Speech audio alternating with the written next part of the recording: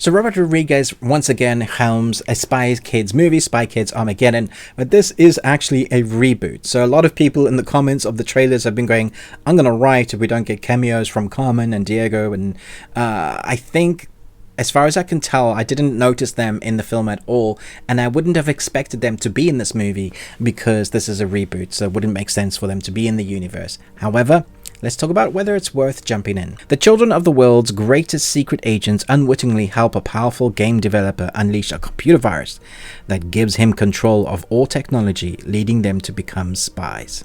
So I was on board with this film because it's Robert Rodriguez directing again. You got Zachary Levi as the dad and Gina Rodriguez as the mom. Then you have Connor Esterson and Everly Carganela as the son and daughter, and they have their own kind of storylines of characters that they're going to develop and become the spies that they need to be to win out in the day and beat the big bad. Now here's the thing. You cannot go into a Spy Kids movie expecting quality, Oscar-worthy dialogue and action sequences.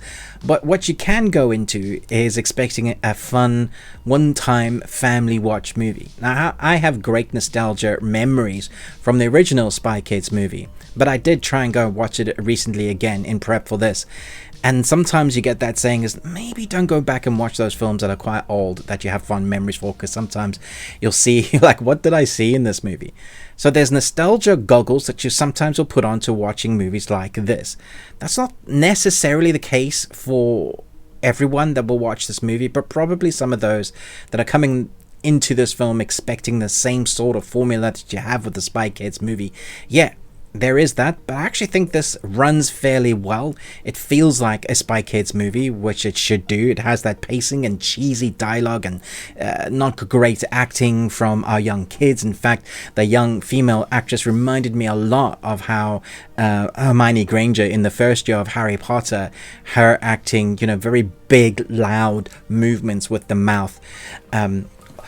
Harry, that kind of movement of how they're acting as young kids, and that's fine. That's exactly what you expect. Young kids will love this. The adventure, the gaming, the story, the big set pieces, all of that is a lot of fun. The VR, kind of immersiveness into the tech world with the gaming is exactly what kids are into these days, and a lot of adults.